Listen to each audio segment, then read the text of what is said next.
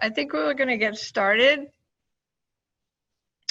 This is Deirdre Brennan, Executive Director of Rails. Welcome to our member update today on July 23rd, I think. Yes. Thank you all so much for coming today. Just, a few housekeeping notes. Obviously, we're doing a Zoom meeting, so we're going to keep everybody muted most of the time. We will be monitoring the chat. Remember to, if you have questions, please put your questions in the chat. There's also a Q&A function, but it's better if you put it in the chat so everybody can see it. And there's also a way of, I think everybody can do this, to say, to change their setting from all panelists, all attendees, etc. Although if I'm wrong about that, somebody will correct me. But anyway, the point is we'll be monitoring the chat questions and we'll try to get you answers. If we don't have answers today, we will certainly get back to you ASAP. We have about 375 people on right now, which is almost what we had for registration. So we'll just get started, as I said. And so anything else that I need to have said, Mary or Ryan, you can just nod or something. Okay. All right, we're good. Thank you very much. So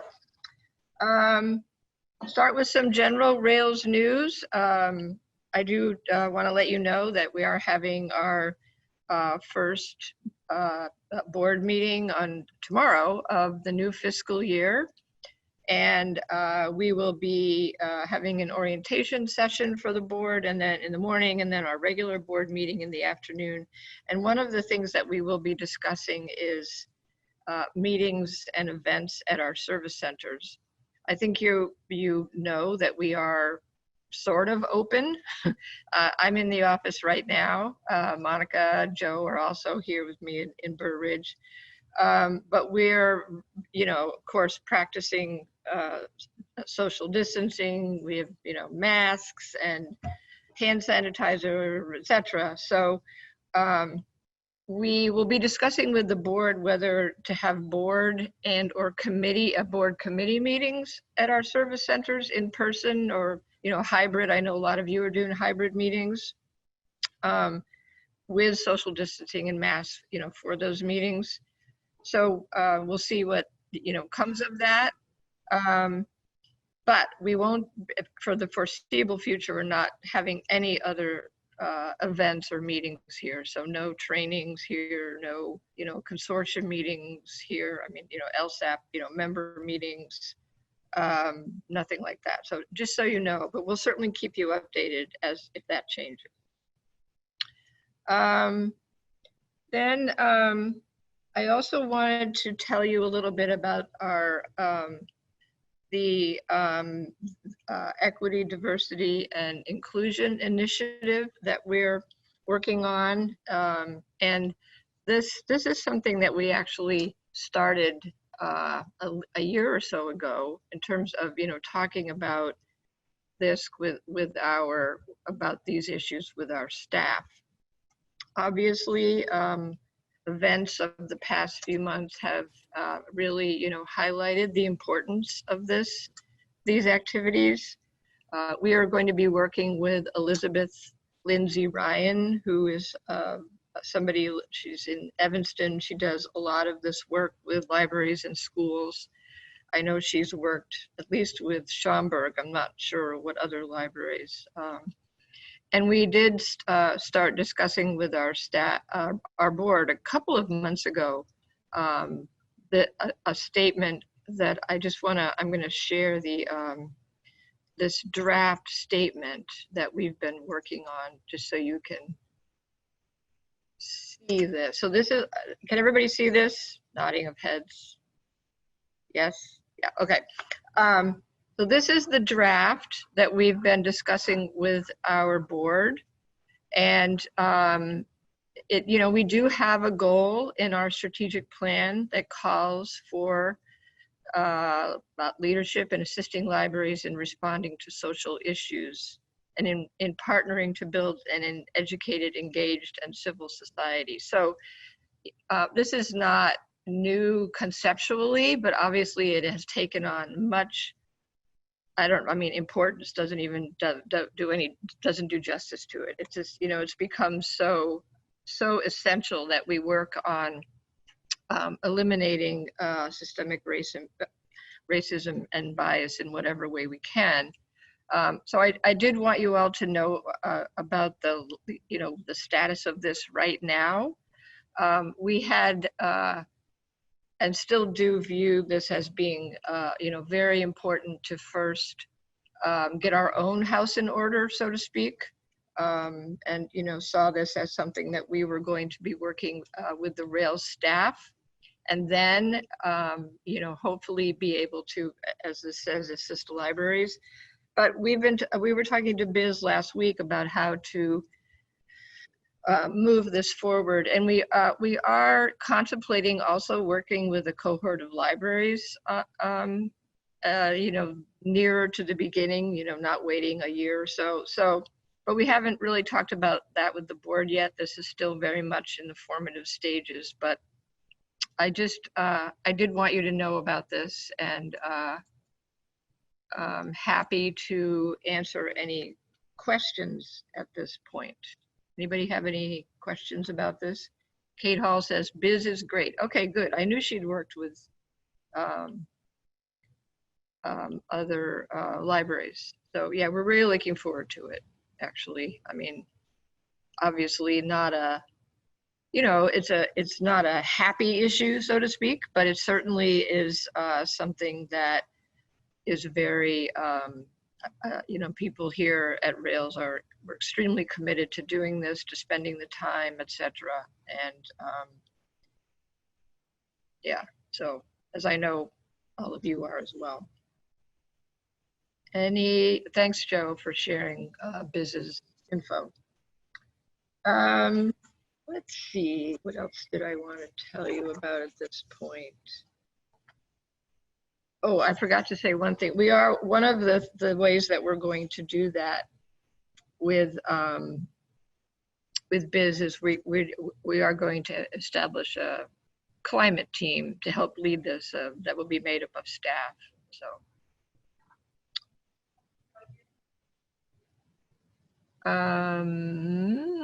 Barbara Gaelic, I don't know what you mean. Share what with us?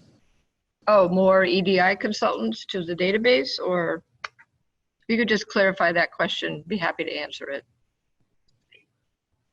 Oh, the statement. Oh, duh, of course, sure. Yeah, I mean, like I said, it's a draft. It is, but sure, absolutely. And it is on our webpage in the board packet that's posted there too. But absolutely, it's just not finalized yet. Also wanted to give you a little information about the Census grant, where we are with that. As I'm sure you all know, the initial plan that we had to work with libraries and other agencies on census outreach, lots of in-person work that's completely blew up because of the pandemic. But we did complete our FY20 grant, working with about 25 subrecipients to spread the word about filling out the census. I think that Illinois is tied for number 7 for highest response rate across the country, which is awesome, but it's not 100%. So, and we got to keep working on that because, it's about representation in Washington. It's about federal funding to states. It affects everything and everybody ultimately. So the official deadline for the census was extended from June to October 31st, and we did get additional funding from IDHS in Illinois Department of Human Services, in the amount of $258,000. Many of our subrecipients decided not to continue, totally understandably. Their libraries have a lot going on, but we do still have 4 libraries working with us and a child care resource and referral center. So we're continuing to work on this, and just wanted you to know that. And we have lots of materials, promotional materials, T-shirts, masks that we'll probably be sending out to a lot of you over the course of the next few months.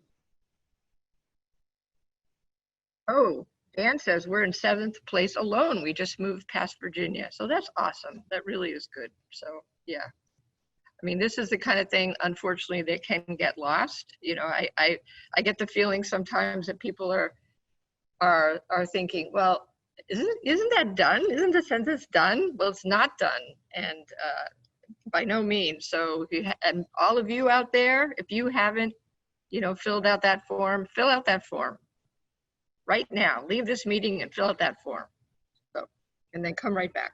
So, and then I guess the other thing I would just say is that we did submit a level funded budget to the state library, and they have approved our budget and plan of service for this fiscal year. Obviously, no information, no money yet, no information about whether the budget may be amended later on, depending on what happens with revenue, state revenue, etc. We are going to be very conservative. We're deferring, major, minor expenditures until we know more. But that is the situation right now, and which is, great.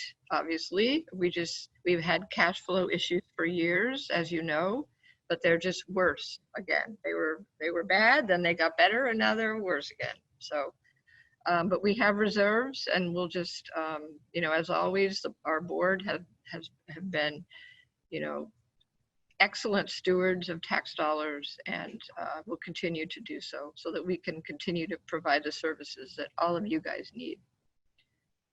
So, any questions about anything I've said so far?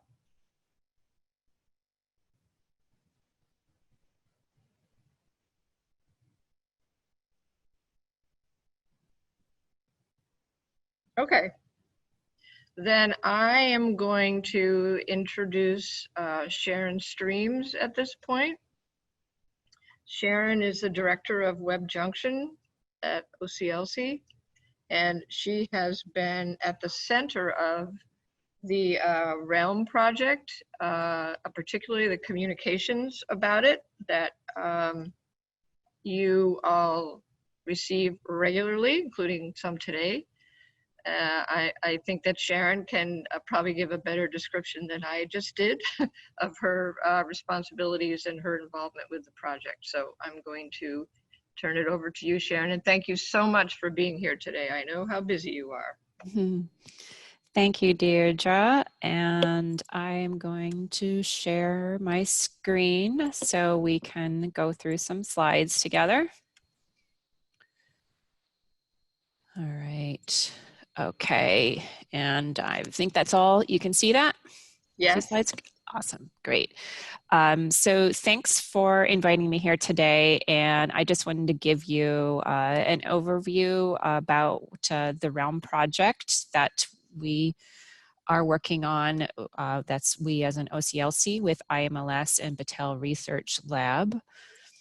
And this is me. As mentioned, I am the project director for OCLC's role in the Realm project, and we have equivalent project directors on IMLS's side and Battelle Research Lab's side.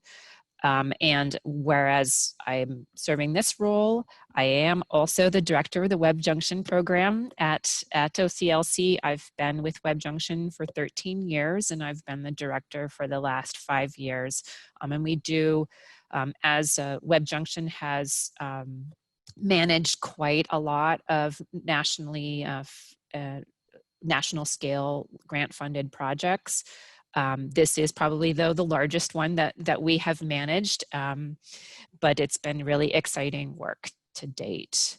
So what is the Realm Project doing? So really these three organizations formed a partnership to conduct research on how long the COVID-19 virus survives on materials that are commonly handled by staff or visitors in libraries, archives, and museums. And what we're doing is both producing and drawing upon other research to provide authoritative science-based information to help you, your libraries, and as well as archives and museums to make evidence-based decisions about how to conduct operations and handle materials as safely possible, how to reduce the risk of transmission to staff and visitors. So the primary project activities one is to do scientific literature reviews where Battelle in particular at the direction with research questions that the project team provides looks at what the emerging sciences says about a range of questions that impact operations and materials handling. We also have a steering committee and two working groups, an operational working group and a scientific working group. Deirdre serves on the operations working group, for example, where we're bringing in perspectives, needs, interpretations from across these institutes. These are both we have consortial institutes, we have individual institutes like individual museums, as well as member organizations and associations are also represented on this group. And then outside of that, we have a number of other networks that we tap into to get real world context for the work that we're doing.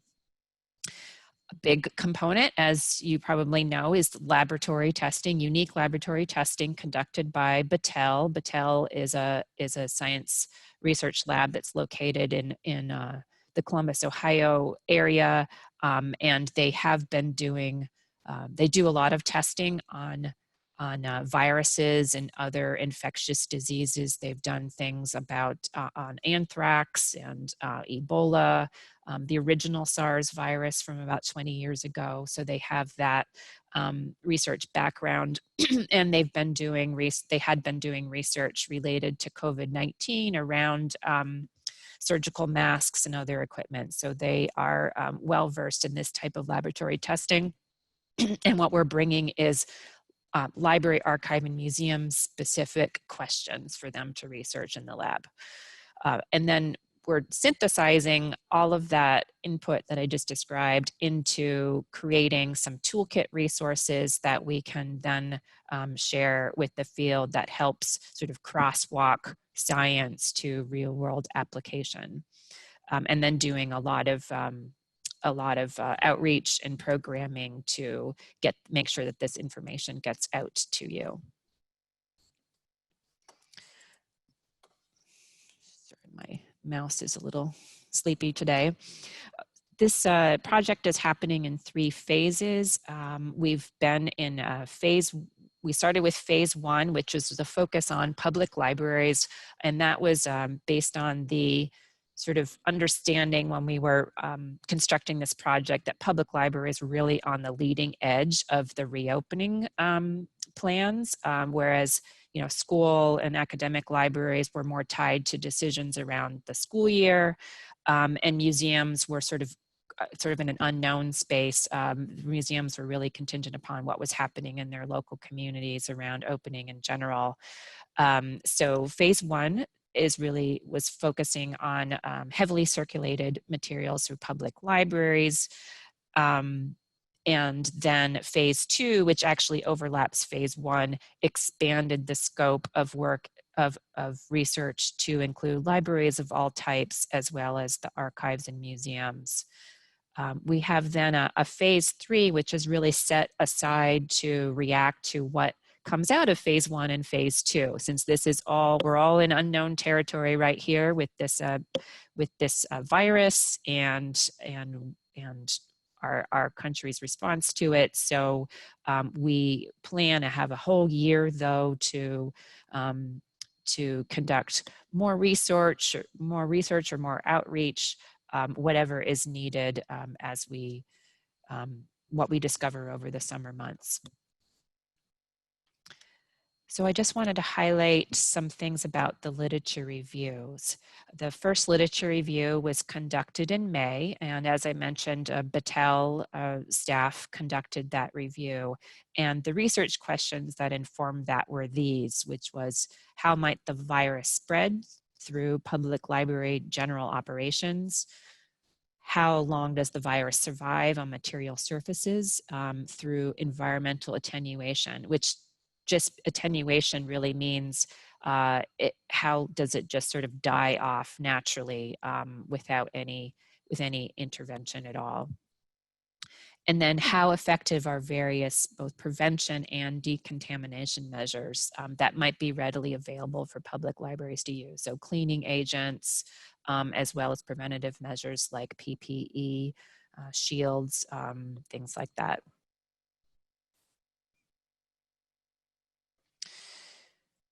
So when this literature began, and actually this is still the case, is that the science and the knowledge is truly a work in progress around SARS-CoV-2. There's a lot of activity happening to study and understand the virus. Some of that activity is resulting in publicly available results. Some of it may not be public. But there's still, even though there's a lot of activity across the globe to study this virus, there really are some key unknowns that remain about this virus, including the amount of virus that's needed to cause infection. So for example, you can take influenza virus, highly contagious. The original SARS virus from 20 years ago, less contagious than influenza, and it's an extremely broad range of where those fall, and it's still unknown. Is SARS-CoV-2 more like the flu in terms of infectiousness, or more like SARS-1? It's truly unknown, but we can expect that that's a very key research question that scientists are studying now.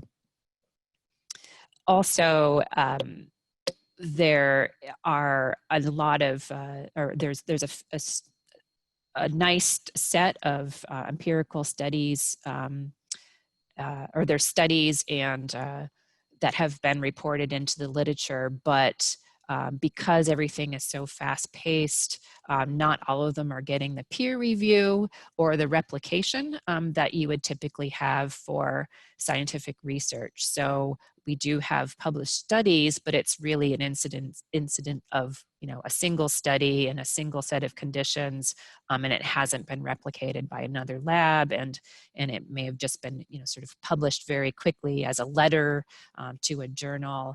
So those all have to be taken with a grain of salt. Not to say that it's necessarily bad science, it's just that it remains a lot of gaps in the research. But with that in mind, Battelle's scientific literature review that conducted back in May really surfaces these key points that are here.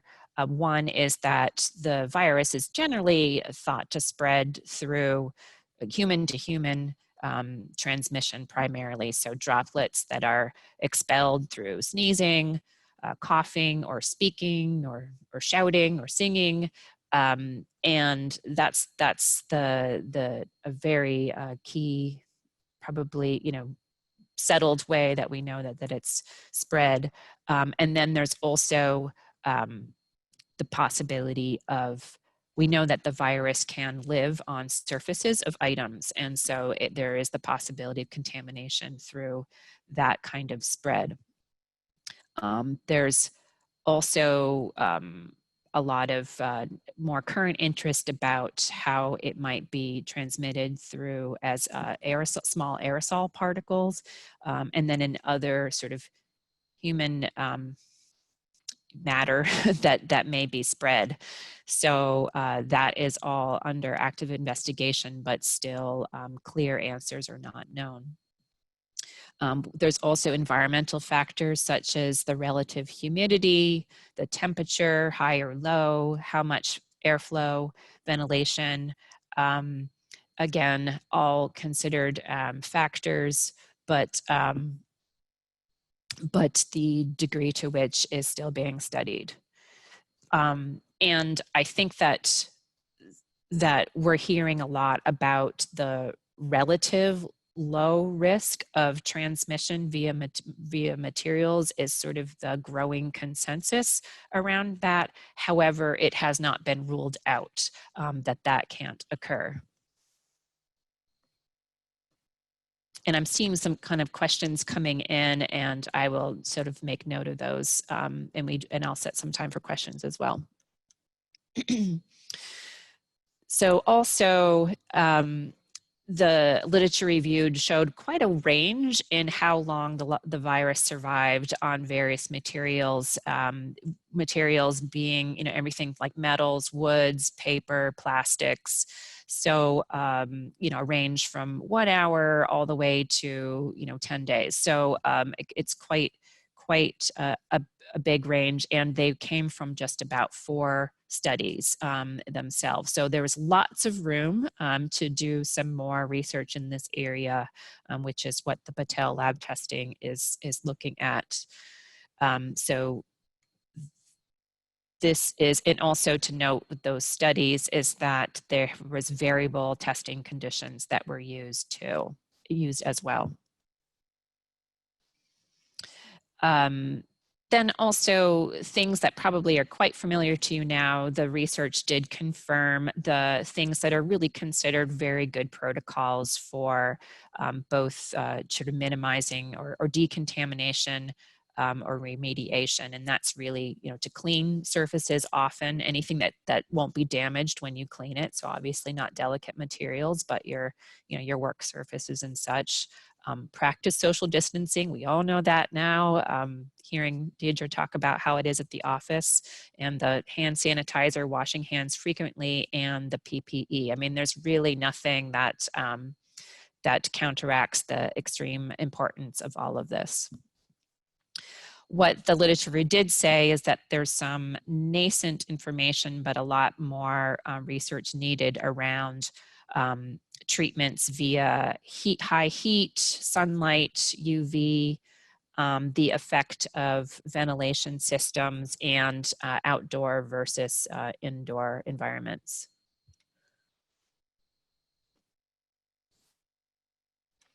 So the lab testing. I'm going to talk about the phase 1 testing. As I mentioned, the focus on phase 1 was on public library materials. So we were looking at heavily circulated, commonly handled materials in libraries, although we understand that all of this testing certainly was useful and applicable to museum and archive settings as well. So the question was, how long would these materials need to quarantine if we wanted to have the virus just naturally attenuate or die off on its own without handling, or with minimal levels of handling. And we've done 3 testing rounds to date. There's 5 items in each round. 5 items are prepared by the Battelle Research Lab, and they're put into a highly sterilized, monitored environment to make sure that we get really really good results. So what they do is they cut up the pieces out of the material. You can see the pictures here where they've cut it samples out of magazines or a children's board book, and then they apply a virus that's been mixed into with, we'll just call it fake spit. It's like a synthetic saliva, so it sort of mimics someone coughing or sneezing on an item. And then those materials are then placed back inside their original item, and then placed into a chamber that's held at a standard, more of, standard office temperature. So 68 to 72 degrees range and about 40% relative humidity. So some of these items were then also stacked on top of each other. Some of those were more just laid flat. And then the researchers pulled the materials out and did this assay-based testing at certain selected time points to see how much virus is still present at those times. So in test one, the materials, which were the hardback, like a buckram cloth hardcover book, a soft, kind of trade paperback book cover, the pages that inside a typical book, then the book cover that has the plastic protective cover on it, and then a DVD case.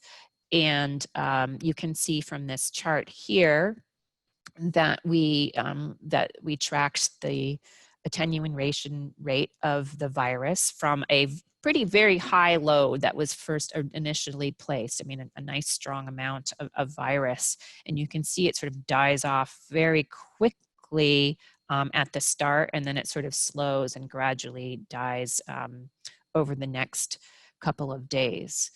So we found in test one, and this is where the items were not stacked, but sort of laid flat in the chamber, that by day 3, all of the items had fallen below the level of detection. And level of detection means that even with a microscope, the researchers could not find any evidence of a virus particle still existing. There's a level that's a little bit higher than level detection, and that's called the limit of quantitation, or LOQ, and that means that's where the virus was not present through the assayed method, which is not with a microscope, but through this other scientific process, which I won't go into. So that's a little bit higher. And once it falls below that LOQ, then they'll still pull it out and look manually under a microscope and see, is there still anything that they can see? So LOD means no, we can't see anything. And then in test two, we tested a children's board book, some archival file folders, Braille book pages, then the glossy pages that are typical to a coffee table book, and magazine pages. And for this test, because after we were talking to the operations working group and really understanding that, of course, most of these items are either going to be on horizontal stack shelves or sitting in vertical stacks or in piles as they're waiting to be reprocessed back into circulation, that it would be interesting and important to look at what is the effect in the stacked configuration. And in this test, we see that it took a little bit longer for the virus to go below that level of detection for these items. Again, these are not the same items as tested in test one, but they're all most of them are either that paper-based or with a plastic coating base.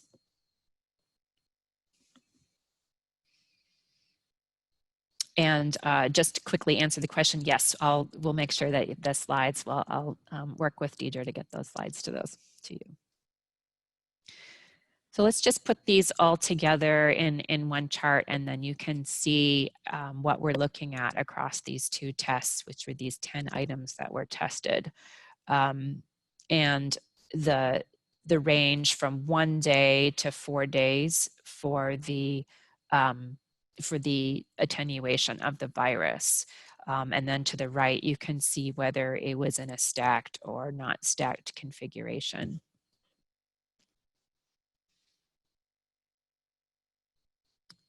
How did it increase on a board book?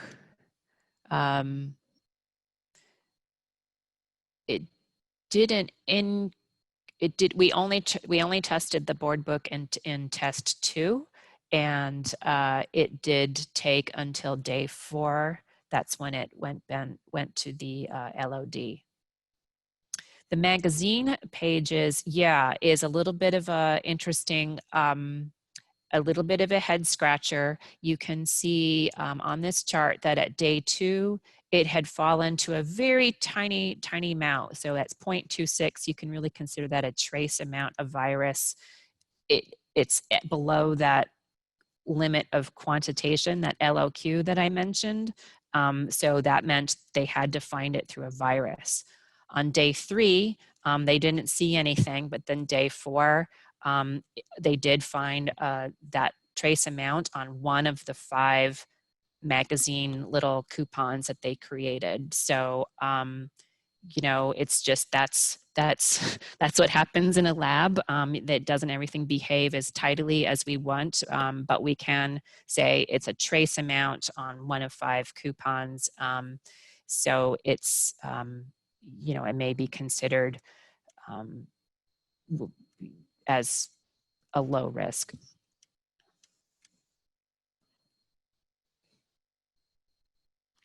Okay, so again, here is the total of the 10 items that we have information thus far. And then in the lab right now is a test on plastic materials. And we should have those results out to you early next month. And this includes a talking book cassette, the DVD. So we tested the case, the DVD case, and now this is the DVD inside the case, plexiglass sheet, and then 2 types of bags, the more kind of Ziploc-y, light plastic bag that you see there in the top right, and then also more, a typical storage container. And so those are 2 different types of plastic, and yeah, you will find that these 2 types of plastic show up in a lot of other substances. So a test on these might also give good information for a variety of plastic-based items. And here, you know, we're looking at things that a lot of these might be, include things that you wouldn't quarantine, but it's more about cleaning. And these are more durable surfaces. So those cleaning products that were mentioned, you know, earlier about the literature review, what we can really see is it's just sort of things to just show wiping down and frequently disinfecting plastic-based items will likely be the, you know, it's just going to inform those cleaning protocols. And the question about why are these tests run concurrently so they have the data sooner? One is that there's only so much available space at the lab, so they've got lots of lab experiments done, and we schedule those in there. And 2 is really, if we did them all at once, we don't know. We want to be able to make decisions also informed out of what comes out of one test to inform future testing, so that we don't kind of go down unconstructive paths. Is the DVD being tested out of the case or in the case? So the DVD is being tested out of the case, and then the case itself was tested earlier on. So with these results, yes, I think there's sort of a burning question is whether the differences between the faster attenuation rate in test 1 and the longer attenuation rate in test 2 could be a factor of that stacking versus non-stacking. We can make a guess, but we can't make a clear conclusion. So this does warrant great interest in rerunning some of the materials in test 1 with the stack configuration, and that's actively being discussed right now.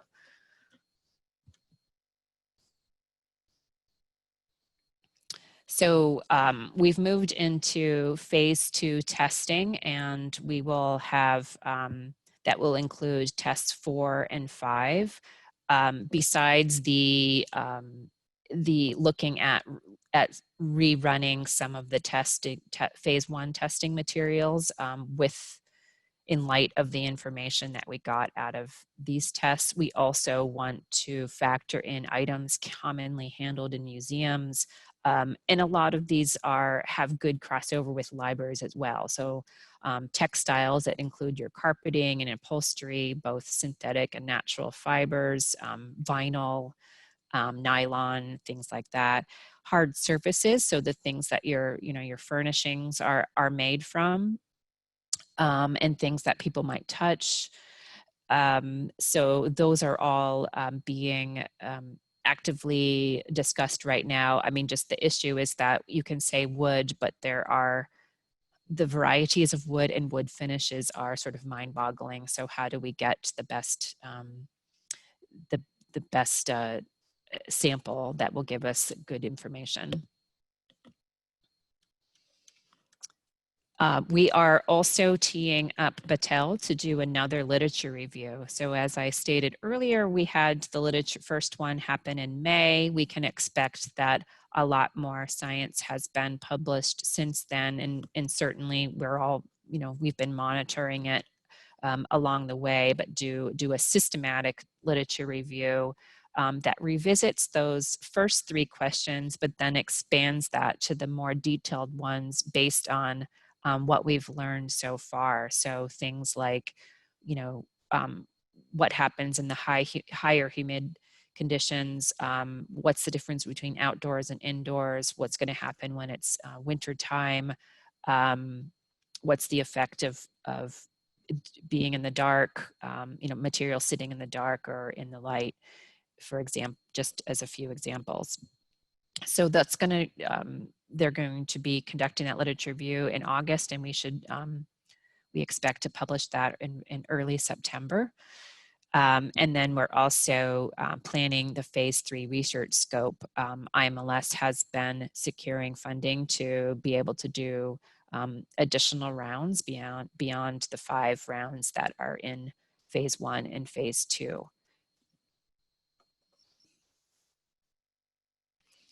I just wanted to also mention that we just today announced a WebJunction webinar that's going to be on August 4th. Already, I think we immediately got like 1,500 registrants. We will also live stream it over YouTube because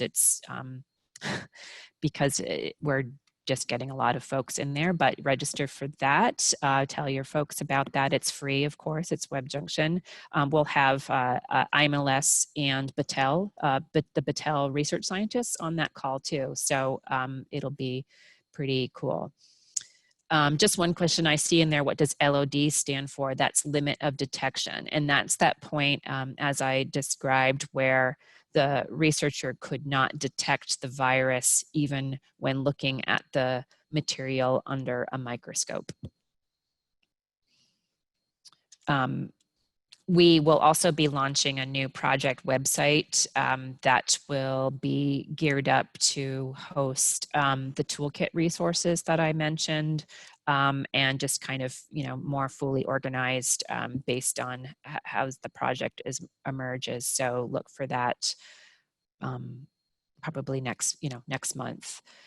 We have hired 2 toolkit editors who will be helping to produce these resources, which will take a variety of formats. You might see some videos, some infographics, some flyers, and it's really just to help, turn this into more layperson or library person language and settings as we all are learning this scientific these scientific terminology, and we have one editor who's focused on museums and the other one in libraries and archives. Really excited to have them on board. But we're also listening and learning to you.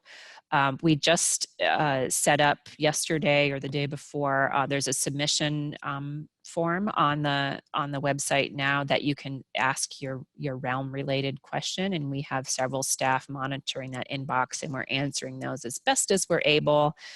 Sometimes we'll tap Battelle or IMLS to help us with those responses. So that is, oh, there's the link, direct link to the OCLC realm questions. And if you aren't already signed up for that mailing list to get direct updates, you can do that as well, and you'll get this information right off the press. That's what I've got, and I wanted to leave time for questions that I didn't get to. I can jump in here, Sharon. Thank you very much. There are several questions about the quarantine recommendation for magazines, board books, glossy books. Should that be changed to 4 days, or because it's below the LOQ, if not the LOD, is 3 days still adequate? Mm-hmm. Right. Well, this doesn't really offer any recommendations. We can only just provide the data to help you to inform your decisions. And really, because that big open question that I mentioned early on, which is it's still unknown how much or how little virus can lead to getting infected. So that LOQ might, it might turn out that at that level is small enough that someone brushing against it might not get it, but that is truly unknown, and that LOQ level is in line with some other viruses that exist in the world where it is infectious at that level. So it's really, something that you can consider against also, your overall risk assessment, your local health guidelines and national guidelines as well.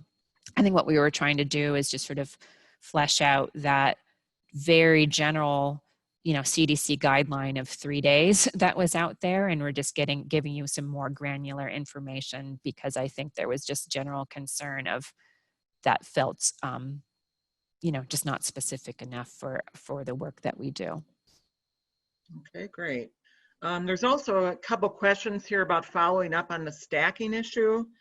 Mm-hmm. For example, as more information is discovered, will the first 2 tests be done again and be duplicated as stacked and unstacked?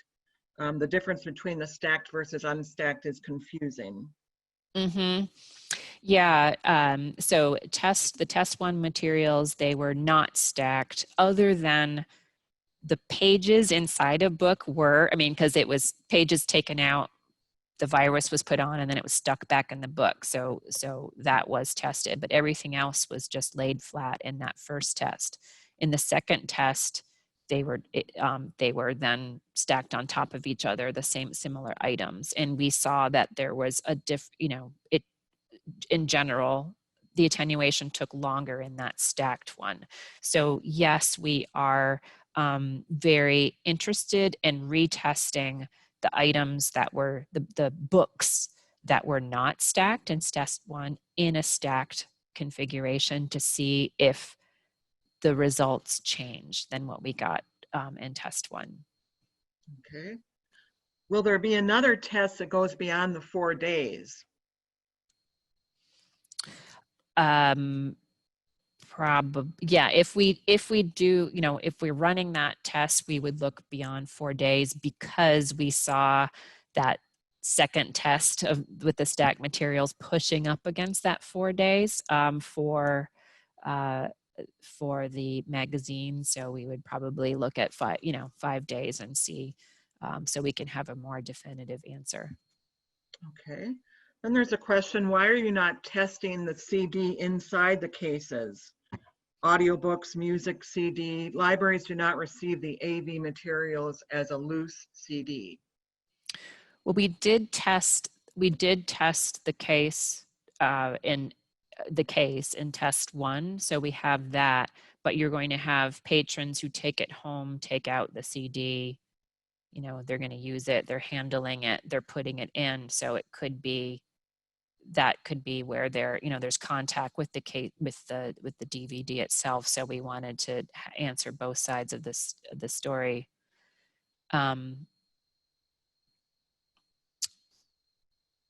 Have the CD with the virus on it and test inside the case. Yeah, there's probably, yeah, it could be that might also get into, I'm trying to guess the scientist's hat on this, is that might start to, you know, because there's 2 different substances, it might have blurry, you might get, might be hard to interpret the results when you have 2 substances that you're testing simultaneously. Okay, there's also a question here. What about boxes sent from vendors, Baker and Taylor, Midwest Tape? Should the box be quarantined for 3 days? Yeah, again, that I wouldn't, I'm not here to give those recommendations around that. We haven't tested cardboard boxes, but I think what the sort of the workflow that we were thinking of were heavily handled, you know, something that's checked out, sitting in a patron's home. That patron that's home may or may not have had the virus in there, and then it's coming back and then it's rehandled again. So something that's frequently passed and forth. I think it's a little bit different than shipping sort of brand new material. We have been trying to see what the shipping and mail, you know, industries are doing in general, and it seems like we're not seeing any research, you know, published research or published protocols what they're doing, but anecdotally it sounds like they're considering it pretty low risk and not really doing anything like quarantining. So I think I would just take that in consideration. If you think it's a high risk, you might be aware that the shipping and transportation industry might not be doing much on their end. Okay, and then we have a clarification question. Just to be clear, they only tested DVD cases, not CD cases. Correct. Correct. Yes, but I think that, and my colleague Kendra has become the plastics guru because of all the research. But the jewel case might be a form of plastic that's similar to the one that we tested in test 3. So we might have some helpful results with there. Okay, and I'm going to turn it back to you, Deirdre. This last question here is more of a question for Rails. Will Rails be updating its quarantine recommendation and delivery guidelines to 4 days in accordance with the new results from the Realm study?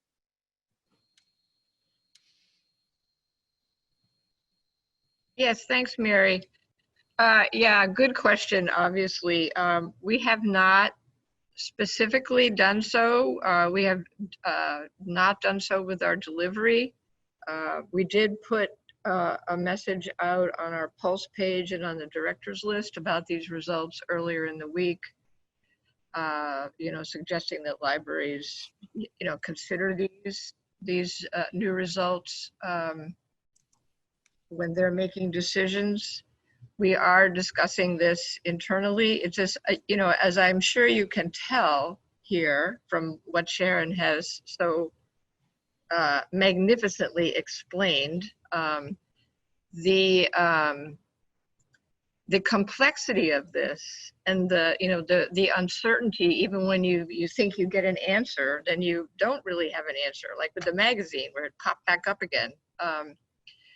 We're just I think being very careful in terms of how often we want to change things and also just not getting into the habit or into the mindset that, okay, well, this is true. Now we know this and this is true, because we just, we don't, there's just so much still that we don't know. So we have not changed our practices, but obviously I saw Kevin posted a message that they have from Messenger, Kevin Davis, they did increase their quarantining to 4 days. So I think we just have to stay tuned to see what the next test shows. I'm sorry I don't have a better answer, but that's where we are right now. Deidre, if I can also add Yes, that thanks, Mark. there's very few magazines being sent through delivery. I think the most with a consensus from the delivery managers, no more than about 10 that they could see, in a traditional, full day of sorting. So there's not very few, there's very few magazines being sent out. Yeah, I think you can all see, well, maybe you can't. Some of these messages are going to everybody, some just to the panelists at different libraries, Northbrook, Prospect Heights, Zion Benton, they have increased to 4 days. There was was a question from Kate early on about testing between, what was it, Kate, 48, 24 and 48? I don't remember. Mm-hmm. Joy, I'm not Kate, Joy and Halt, between 24 and 48 hours. Was there testing between those times? No, okay. Yeah, no, they were at I the didn't think so. 24-hour time points. Right. And, if you can kind of think about those charts, what a little bit of fascination is here. So they put on a ton of that virus in the fake spit at the beginning, and then it takes about an hour to dry. In just that 1 hour drying time, the amount of virus drops quite a lot. And then in that first day, it has a pretty sharp drop, still above that LOQ, and then it sort of slows down. So just with that, I think it really just sort of tells the story, and the 24-hour increment seems plenty to give us an understanding of the lifespan of the virus. Absolutely, yes. I was also just going to mention, and maybe I should have done this at the beginning, and as I was saying about the general science out there, as you have this emerging, the science that's published, it's kind of, a single study and it's put out there, not through literature review. Well, we're kind of in the same boat with this. I mean, in the interest of getting information out as soon as it's available, you're getting it sort of piece by piece, and we have to kind of construct the story. I think Deirdre was, sort of describing as like, instead of reacting, too suddenly and veering from one or the other, is to say, okay, there's more information coming. I mean, I'm sorry that we couldn't say, well, we thought this was coming, a year ago and started, but no. Right. But that we're sort of building a story along the way. So I know that's a little bit unnerving because it doesn't come with just clear answers and clear recommendations. But on the other side, you're really getting it as soon as it's available. Right. I think that's such an important point, Sharon. And I know this is happening all over the country. I mean, we hear this, at the operations group.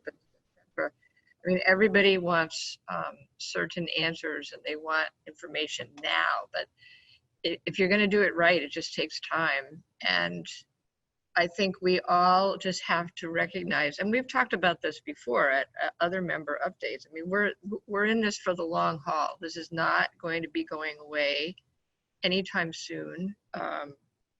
It may, get worse again, who knows, in terms of the virus itself, but we're not going to get final answers on how the virus, what the infectability rate is, and all of the things that we, need to know in order to keep our patrons, our staff, ourselves, etc., safe.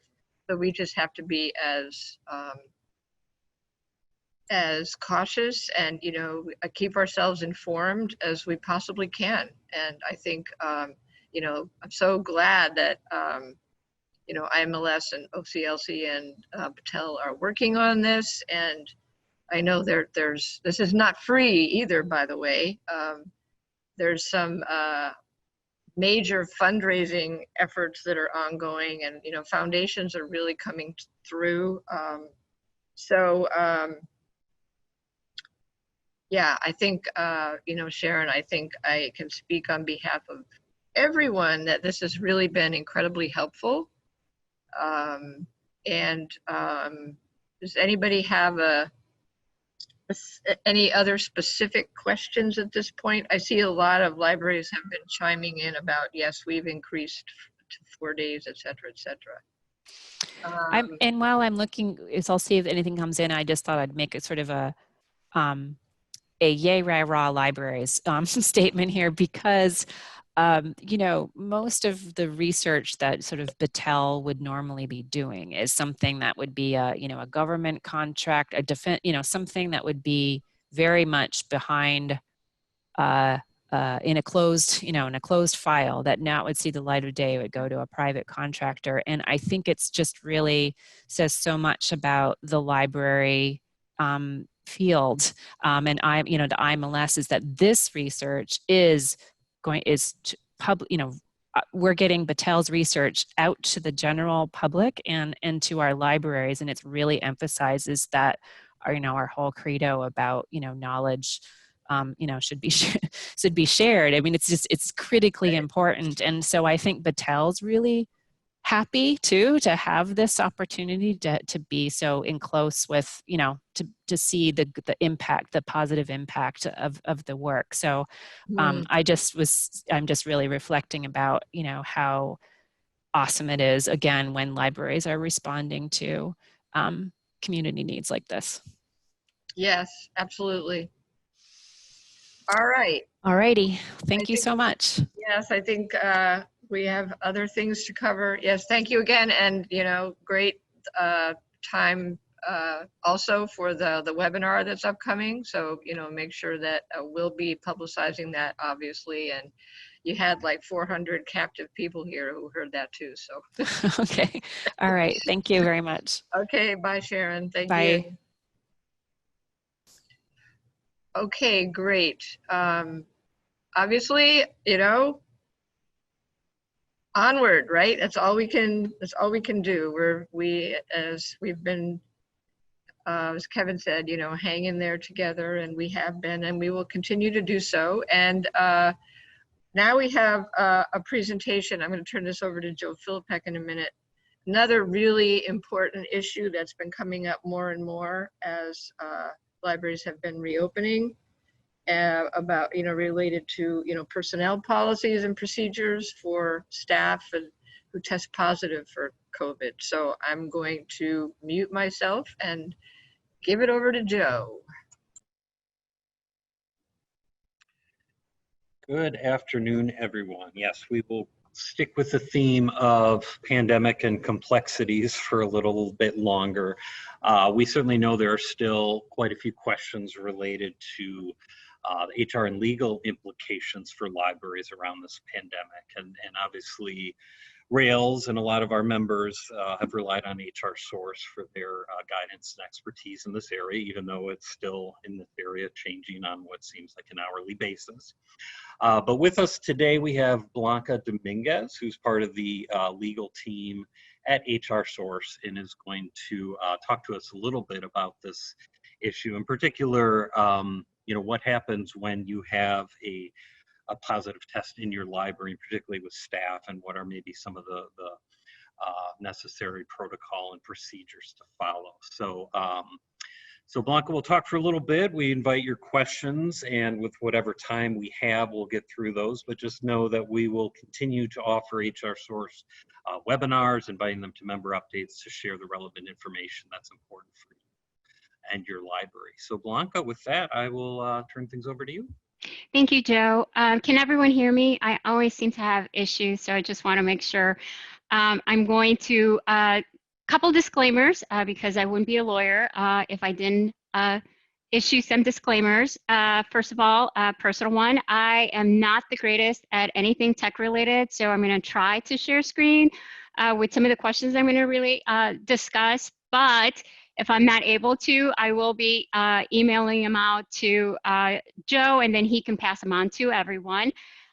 Second, just as Sharon has indicated, and everyone I think now realizes, there's a lot of uncertainty, even after all these months, related to pretty much every issue that coronavirus touches. And that does not exclude HR and legal realm. I've been practicing law for 15 years now. And I can safely say that I've never ever been in a situation like I am here, where I am constantly spending time looking for information, trying to check various sources, not knowing, when they're going to change. I'll check it one day in the morning, and by the afternoon, it's changed. So we do want to make sure that you understand that any information that I'm giving to you is honestly only good as of this moment, this time, because we could be done with this webinar, and there'll be 3 agencies that issued 3 new changes in anything related to HR and legal. So whenever you're dealing with issues, hopefully they will be very limited, and you won't have to worry about it on a regular basis.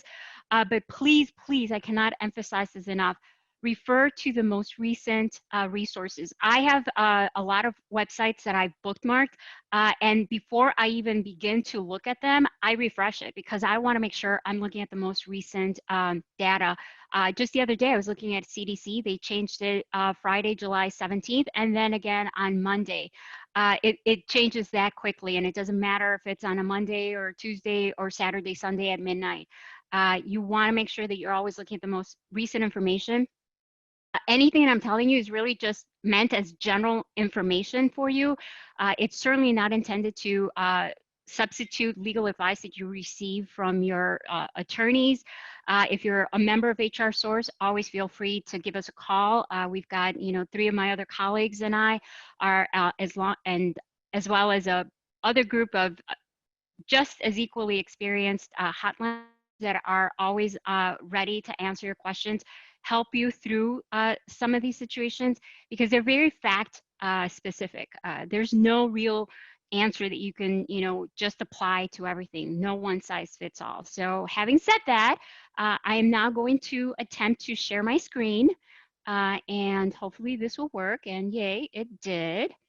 Or at least some of it. Not sure how the rest of it. There we go. All right. So the first question we have on here is, how should employers respond to an employee who has indicated they are experiencing COVID-related symptoms but have not received any test results? Well, what you want to do is you want to be aware that CDC, our Illinois Department of Public Health, IDPH, EEOC have said that it is okay for you to go ahead and be vigilant. And if you notice that someone is experiencing COVID-related symptoms, even if they don't come to you, that you can approach them and say, are you feeling okay? Are you experiencing COVID-related symptoms? And if they are, or if they come to you and say, listen, I came in this morning, I was feeling kind of off, and now I really am, I think I have a fever, I'm having shortness of breath, send them home immediately.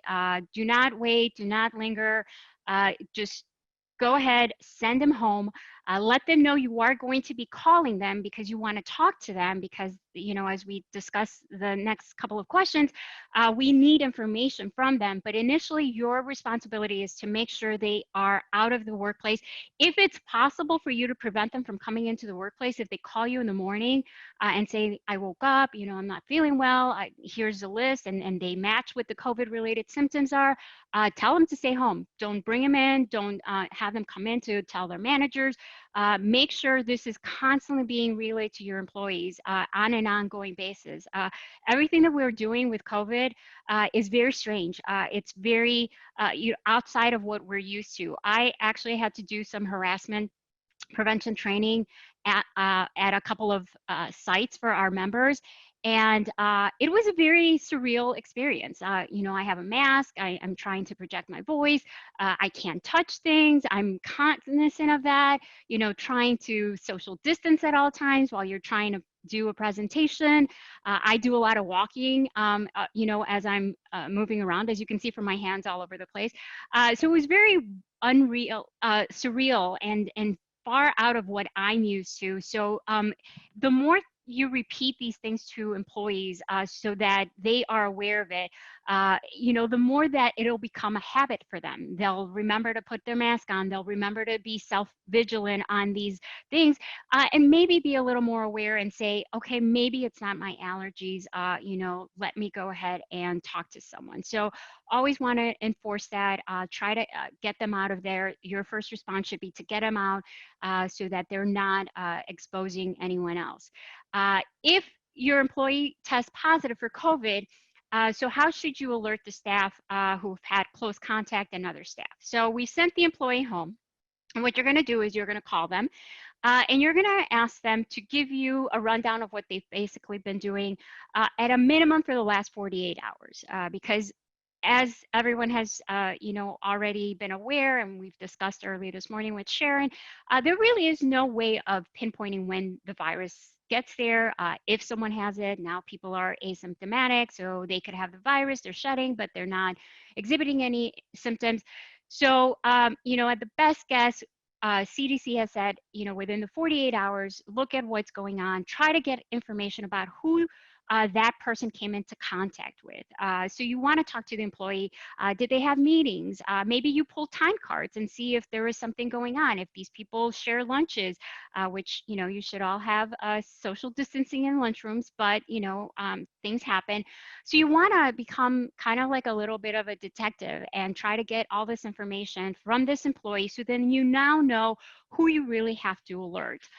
So the people that are going to get an individual notice from you are going to be those people that have, under, you know, CDC guidelines, have come into close contact with this employee.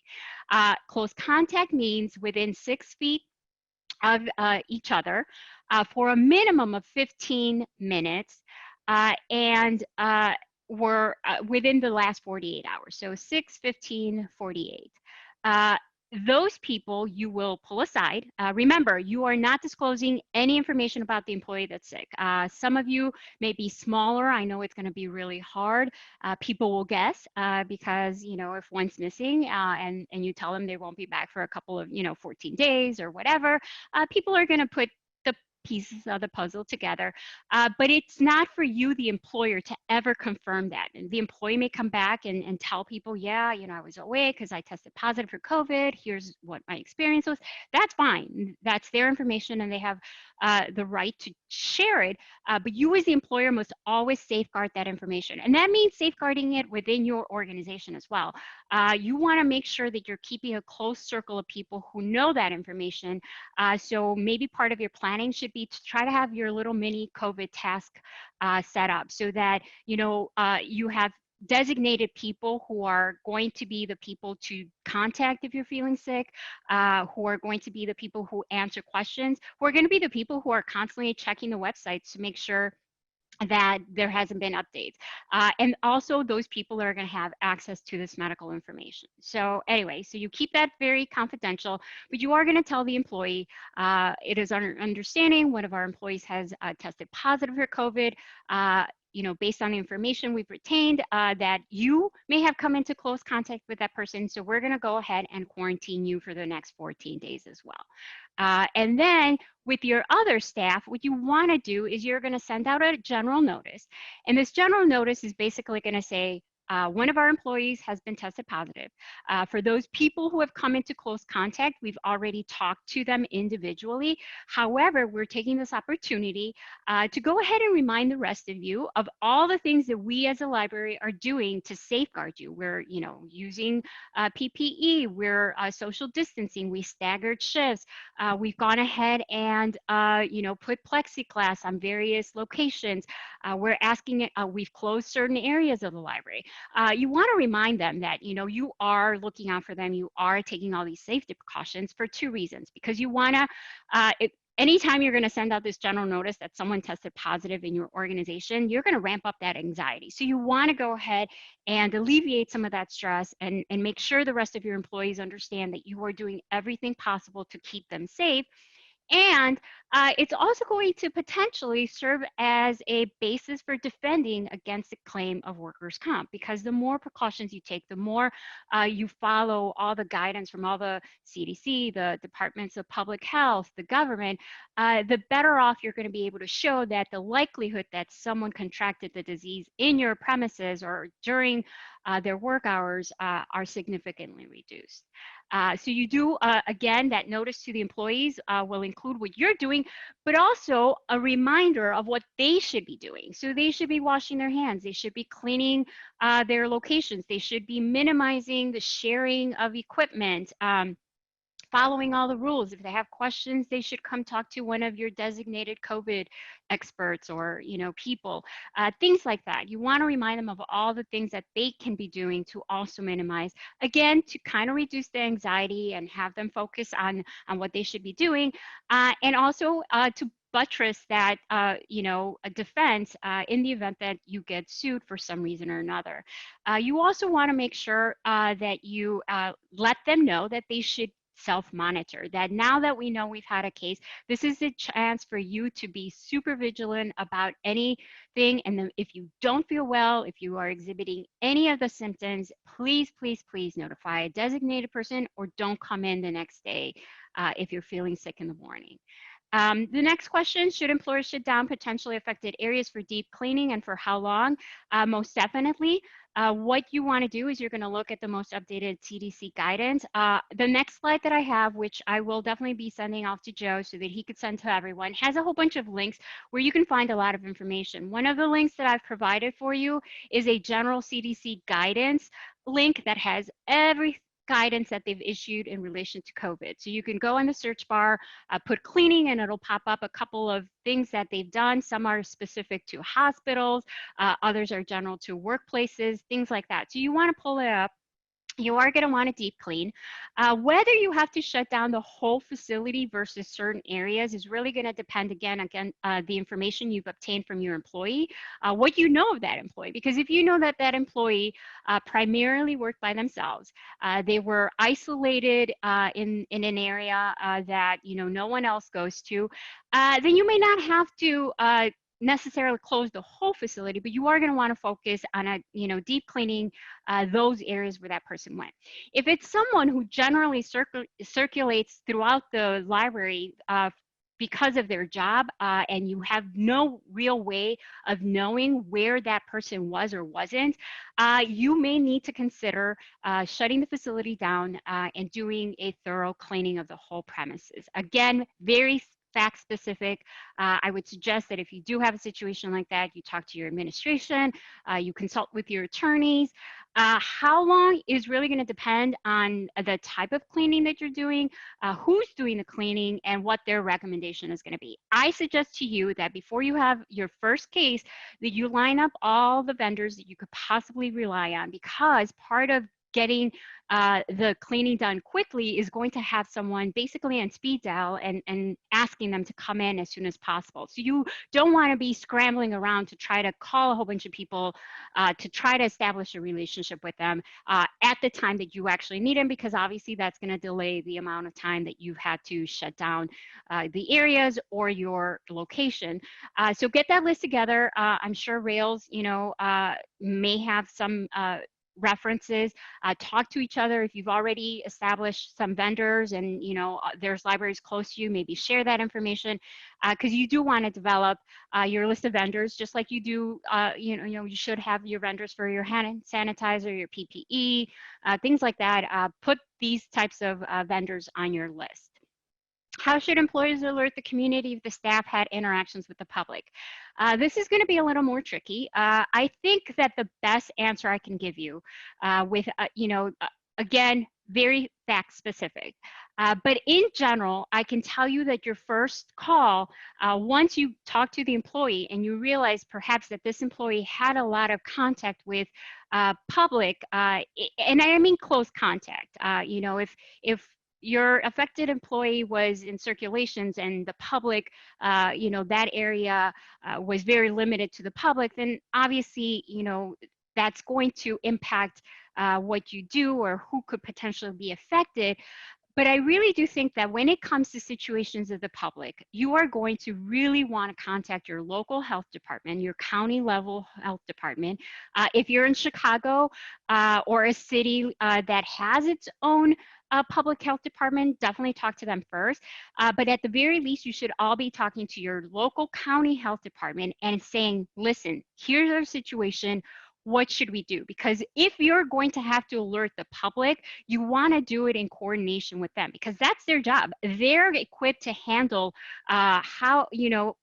notifications to the public while at the same time minimizing the type of anxiety and pandemonium that could arise from people knowing that they were in a public location that may have had a couple of COVID cases. So you do want to work with them.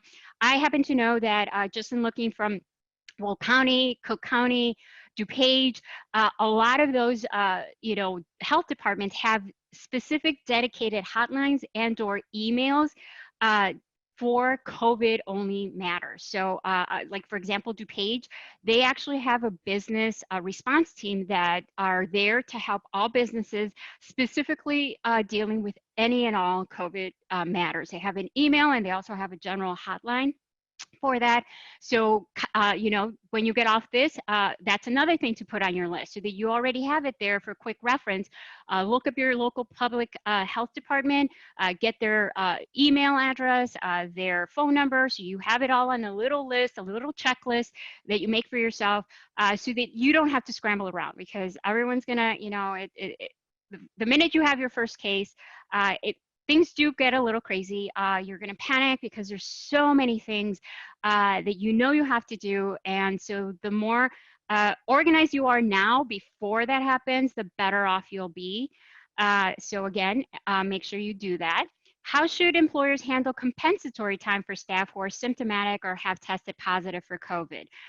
That's a little complicated. As you've noticed, most of these questions, we could probably have a webinar of, 30 minutes or more on each question alone. So I'm really trying to synthesize as much as I can to give you general pointers. Again, talk to your legal counsel, to your administration as these cases arise. But as a general concept or protocol, you'll at least want to keep these things in mind. So your options are going to be, if you're an employer that's covered under the Families First Coronavirus Response Act, then obviously if they've tested positive, if they may have COVID, or if they are experiencing symptoms and are seeking medical advice, those fall under the FFCRA requirements or qualifying reasons. So those people would then be compensated under the caps set forth in the FFCRA. So you'll want to look at that. You'll want to get the paperwork out there. If you're not covered by the FFCRA, then perhaps you can offer your employees time off based on what policies you have. If there's vacation time, if there's sick leave that they can access. If you have a paid sick leave policy that gives someone, 30 days or 2 weeks of additional paid time off or general leave of absence that's paid, you would then go ahead and look into that. For those employers or employees who maybe perhaps have exhausted all that time or have nothing else available, you don't have a general leave policy, or they're a part-time employee who doesn't accumulate benefits, there is a possibility that if they are off of work, they may qualify for unemployment. So in those instances, you always want to send off unemployment information to the employee, letting them know that they may be eligible.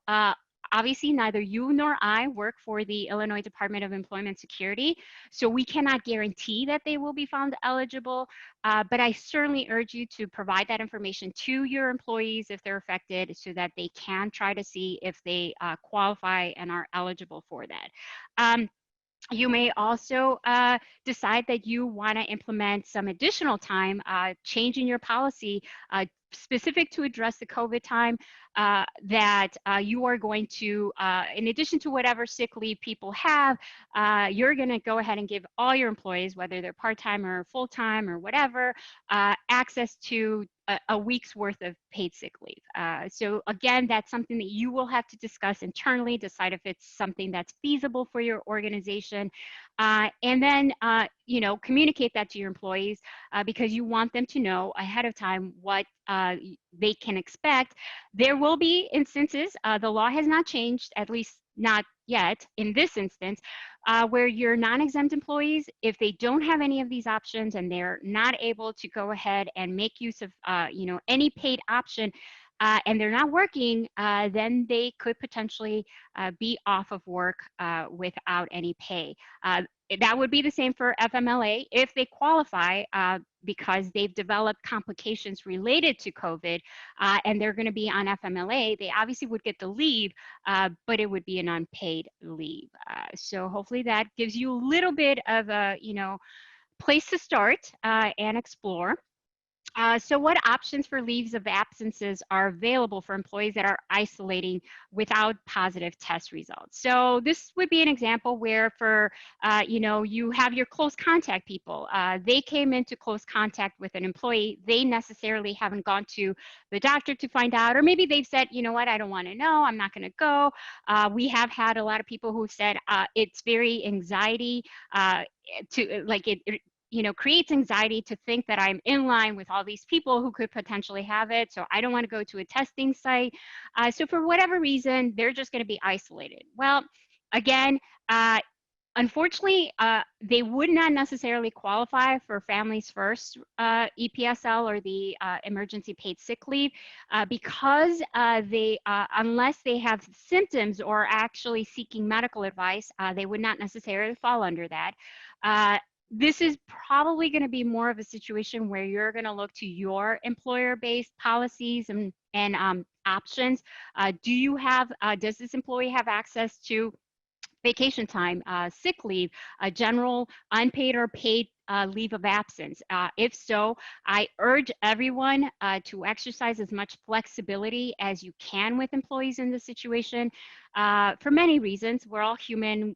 No one goes out there specifically looking to get sick. We're all going to be in the same situation at one point or another where we have to go to work, but we also are risking things. So be as flexible as you can. I know you have an organization to run, but we do want to be compassionate and in understanding. And you also want to make sure that you are encouraging people to be able to stay at home. And so if it's possible for you to, even if you only give them, 5 days of paid sick leave, and you make it very clear that this is only because of the COVID situation, it's not a permanent situation, it's not intended to be a forever policy, that may encourage people to self-isolate if they're not feeling well, because otherwise you may be facing a situation where people are balancing whether they can afford to be off or if they're feeling okay and they pop a couple of Tylenol and they'll be totally fine. They may not be coming to your organization to spread some of that virus. Again, FMLA would be an option here if you're an FMLA employer and the person develops complications, then that could potentially be another source of leaves of absences.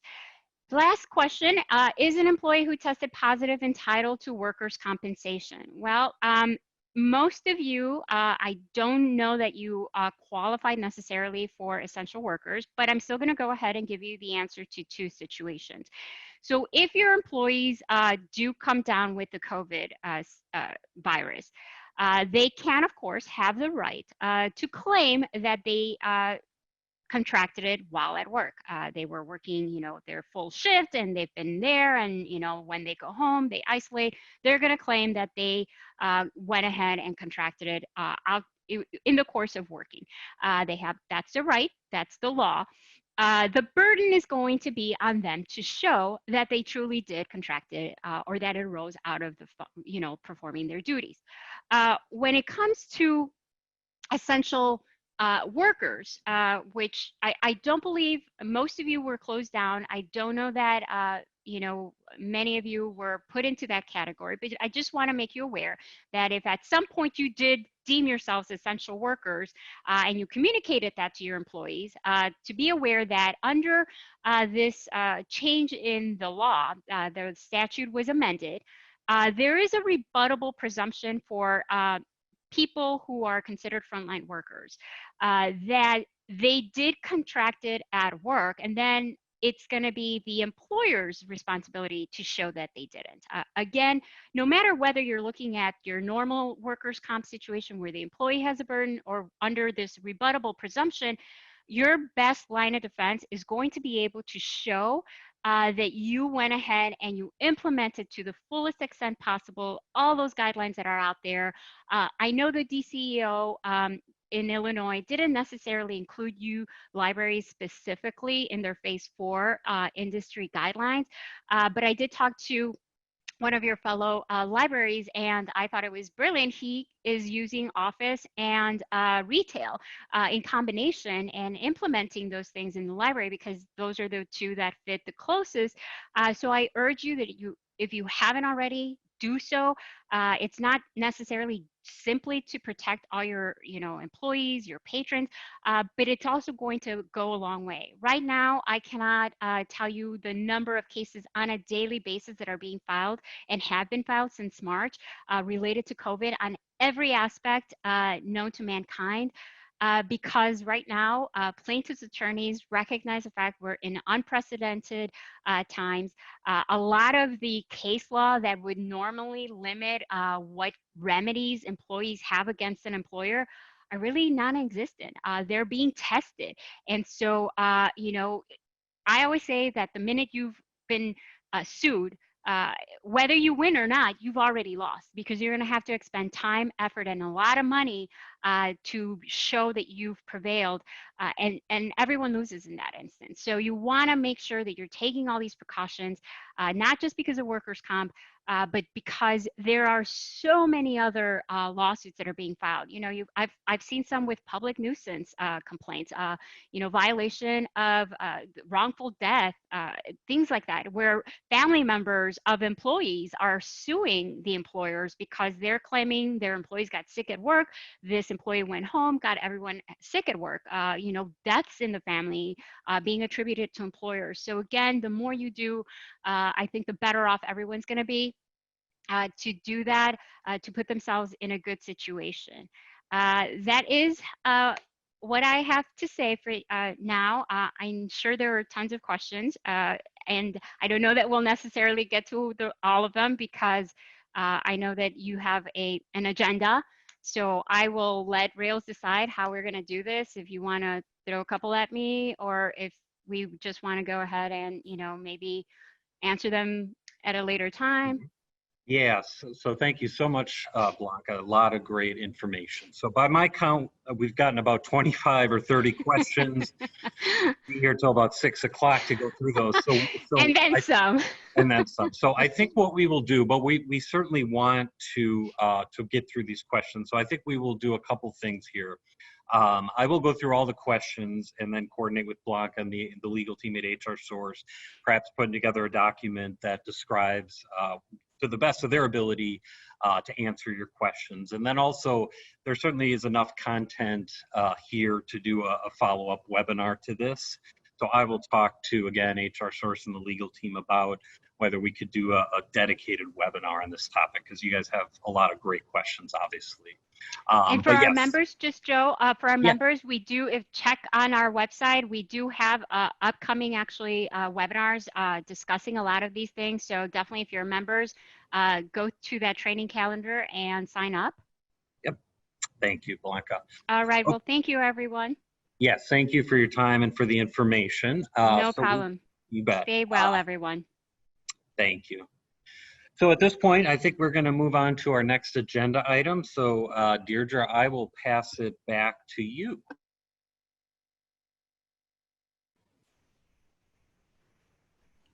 Great, thanks, Joe. All right. Yes, and thank you, Blanca, if you're still out there. We do not in any way mean to give short shrift. Obviously, this is hugely important. There's a lot of great data just I mean, some of you have answered each other. We'll take a look at that too. But we're also very cognizant that we're getting close to the 2-hour mark. We don't want to wait, take up too much time. So, but we will get answers to all those questions.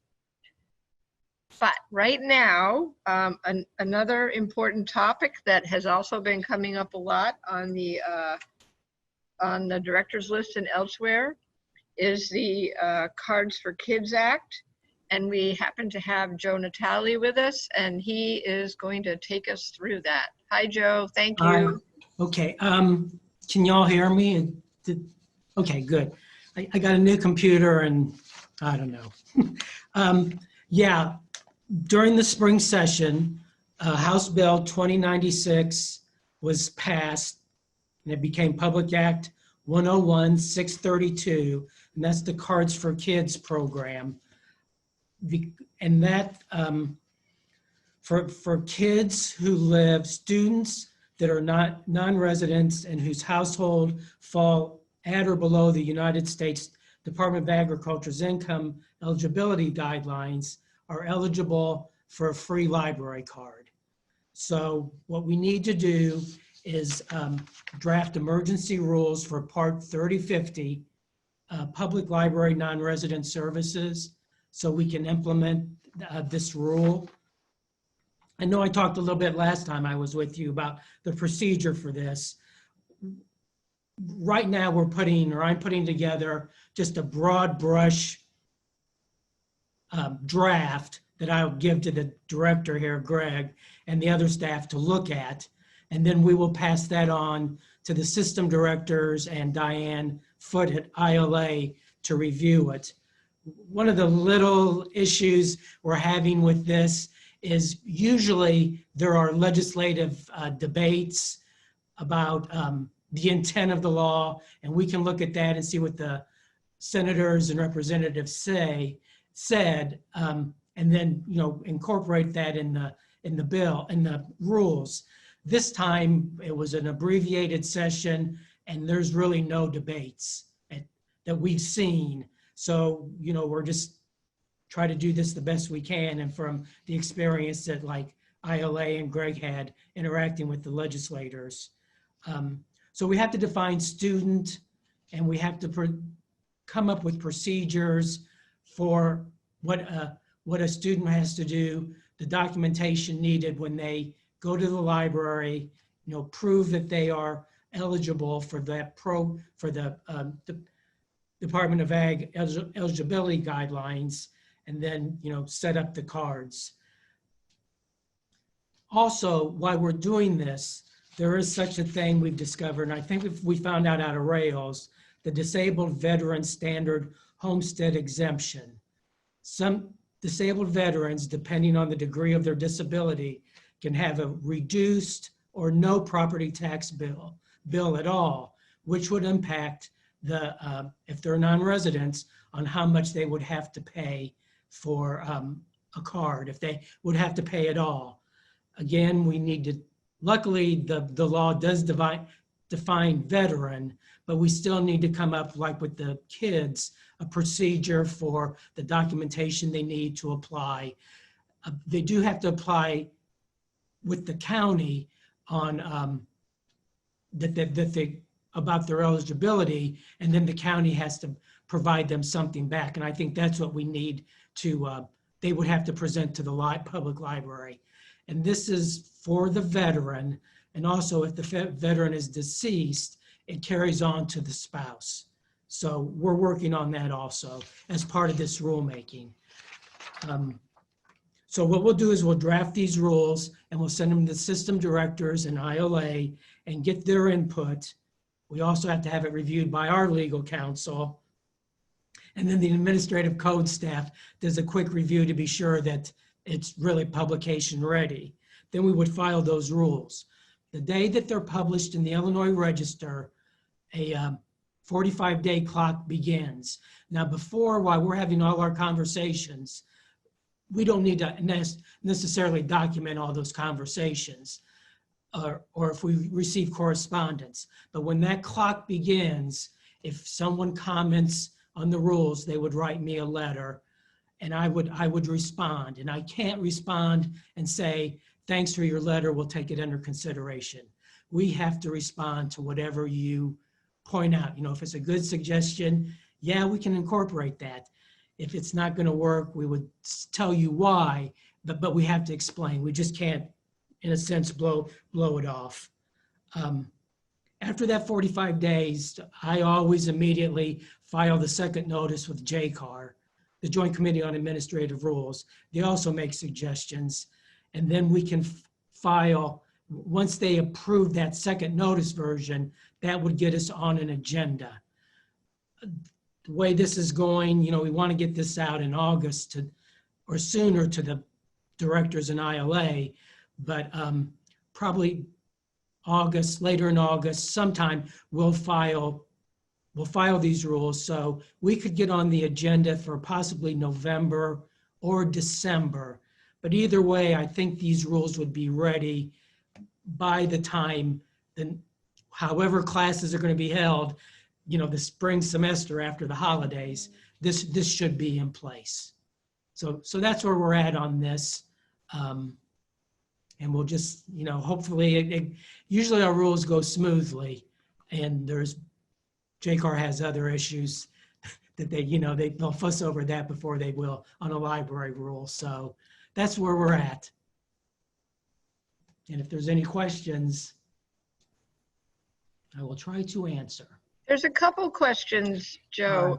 There's one, a quick one is, this is a permanent law, right? This doesn't have an end date, right?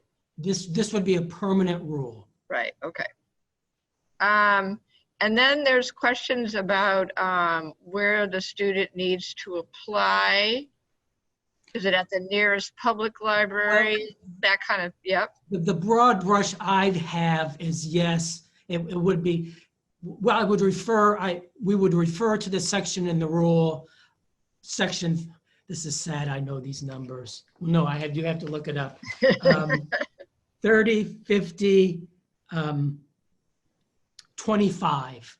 And that's, right now would be to the closest public library. Again, Okay. Once we get discussing with the systems, you know, what's practical. But that's how I think it should go now. Okay. And there's a lot of questions here about, you know, process. Let's see. What about libraries that already have a intergovernmental agreement with schools or, you know, a school district to give free cards? Okay, I'm going to dodge that question a little bit because my role in this I've learned a word a lot, ministerial, where I will, you know, put this together, shepherd it through the system. The system directors and the staff here really have a better grasp on these sort of issues.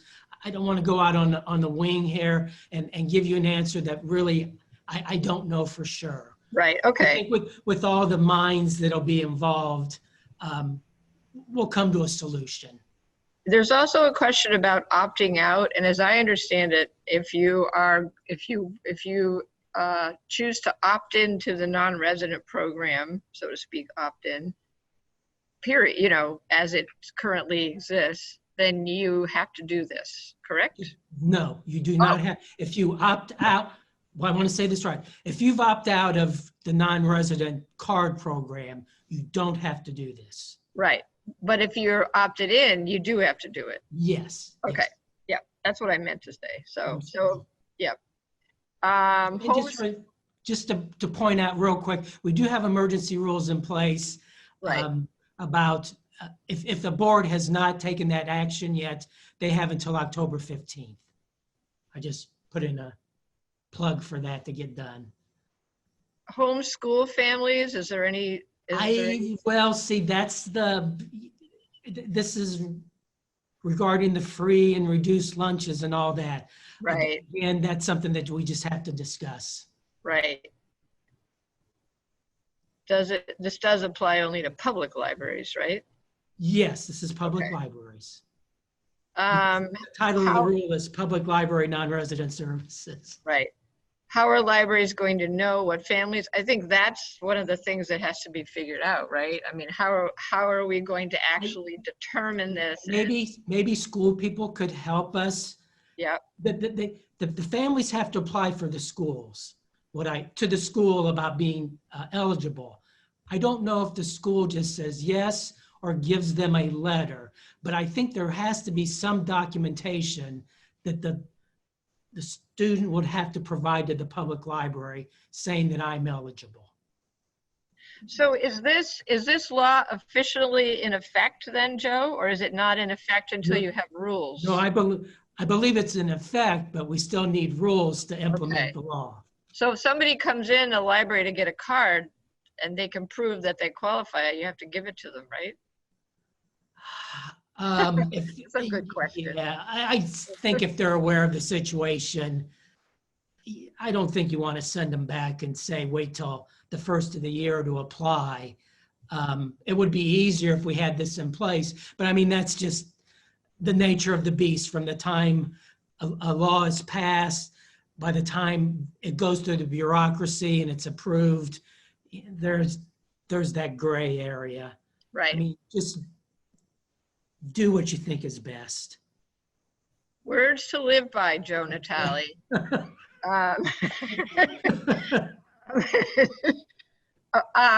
Okay, so I mean, again, I'm cognizant of the time. This obviously also an important issue. It seems like at this point, make the best decision that you can.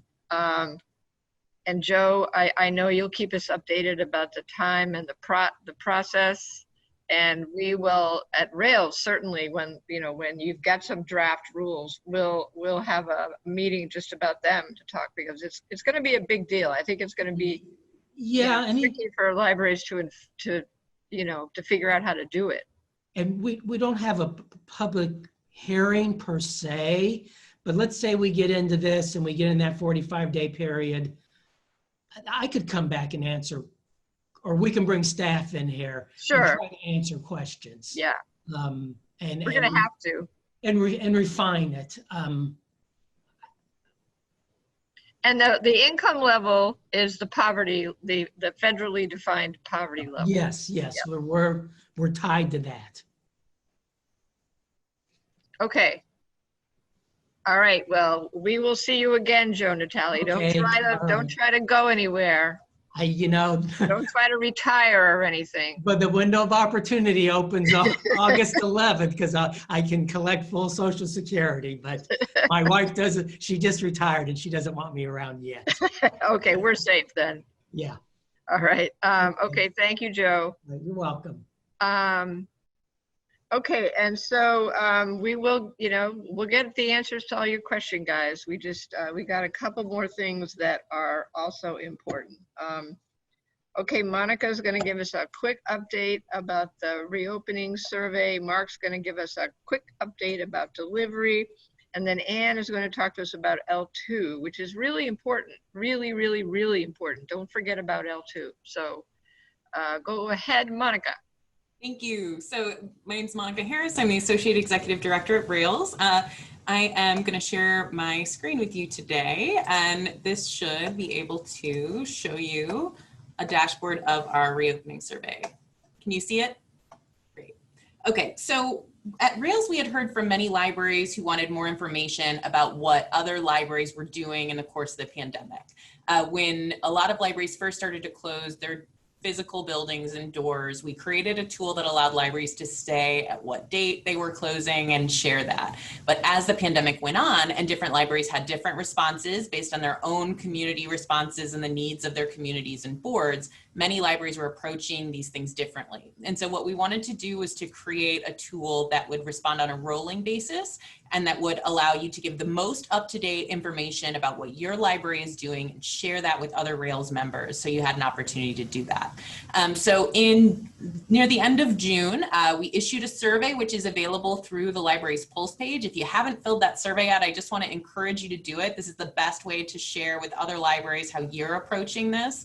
By no means are we intending to determine any of these practices as being the best practice. This is a practice that is working for you and your community, and it's a way to share this with your library neighbors so that they all have the opportunity to see that. And so what you're seeing right now is the reopening survey dashboard. What that does is shows you what all of these libraries are doing in a host of different services. The last updated space that's on the left here will tell you the last time that this library submitted this information. So that'll let you know just how up to date this information is. Anytime that you re-enter information into the survey, it will take the last piece of information that you had out and add it in here. So it should be the most up to date that you have available. You can also search the information that you want to up here by a few different tabs. So one is by individual library, so you can choose whatever libraries you want to see. You can also look by a shared ILS. So if you just want to look at other libraries that are in your consortium and see what they're doing, you can do that. You can also look by library type, and you can see we've had 255 libraries fill out this information. The majority of them at this point are public libraries, but we do have information from other academic libraries, school, and special libraries. And if you're watching today from an academic or school or special library, we also want to encourage you to share this information so that there's more that you can share with your library types. And then we also have this information available by county. So if you want to see what other libraries are doing just directly in your county geography, you can do so. Down here, you'll be able to see not only the general piece of what people are doing, but you can also look in total by service. And so what this can tell us is just in this snapshot right now, so on July 23rd, what we're seeing happening in libraries in terms of what libraries are offering which services. So it goes all the way from that 98% of our libraries are accepting returns right now to of the libraries that have responded, 2% of them saying that they're open for full access with no restrictions. And then you have plenty of other materials that are somewhere in the middle, like 41% of libraries are open for limited access inside the library. On the right side of the page, you can also see the percentage of hours, physical hours that are currently open for the building. So this can tell you that on average of the 250 libraries that have responded, they are open for 66% of the open hours that they had prior to the pandemic. Again, this information will continue to be updated as you update your surveys. So the more you can update, the more accurate information you can have to share and see what's going on in other Rails libraries. And this information is also shared on our map, which is also linked.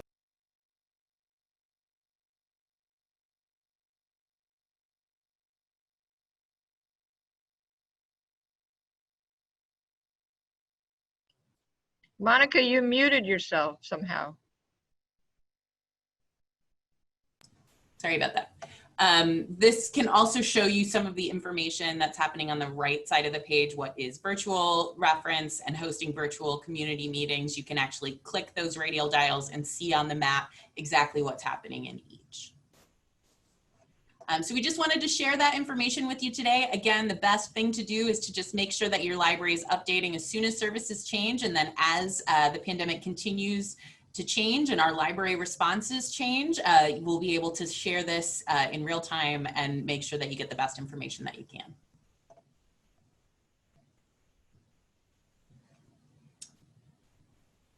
Thank you, Monica. Yes, we're getting some comments. It is a really great tool.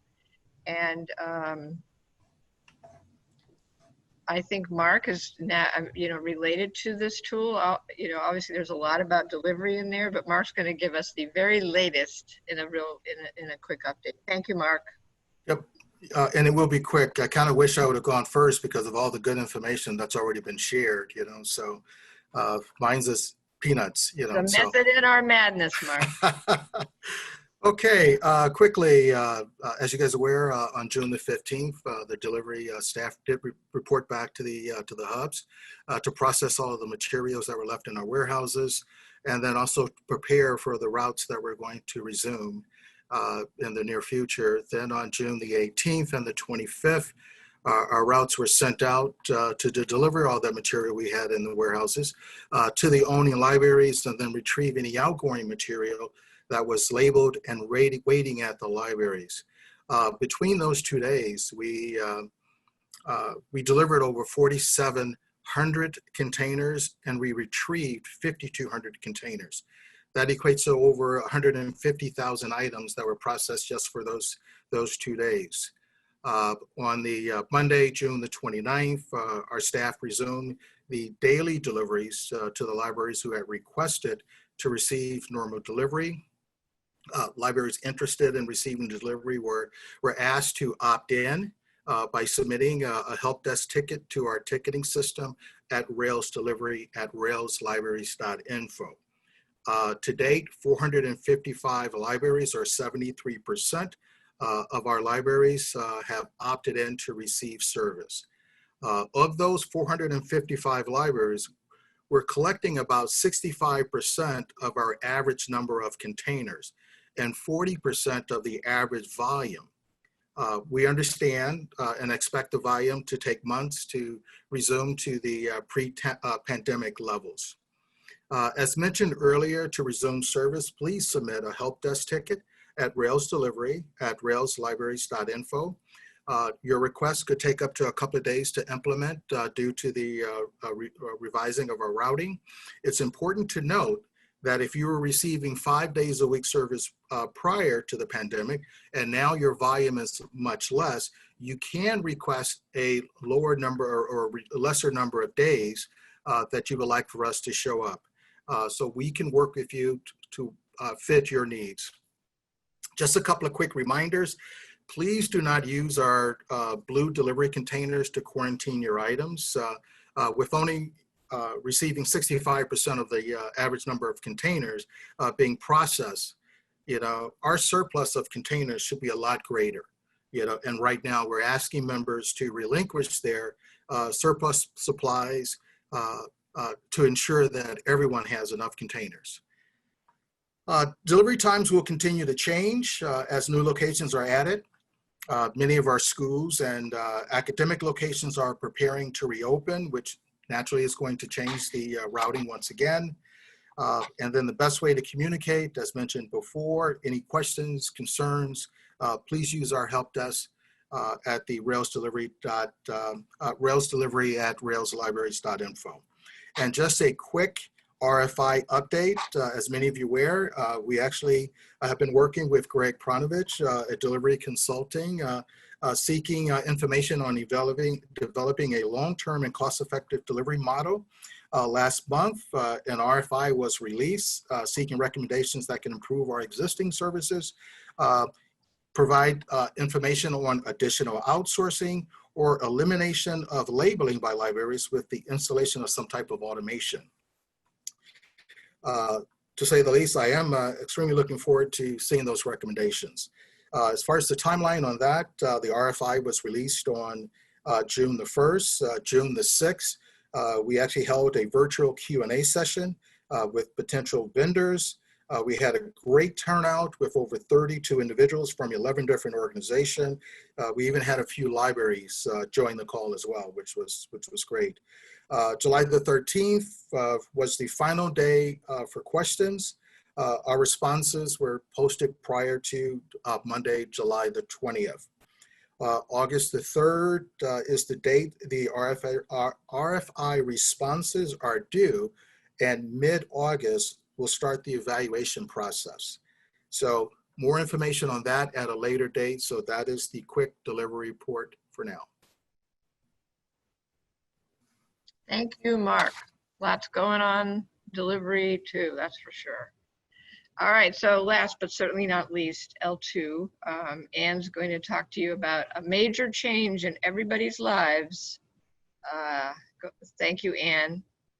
Thanks, Dee, and thanks everyone who have hung in there through this. I realize we're a little bit over time. I promise this will be quick. So L2, I've talked to you about this before.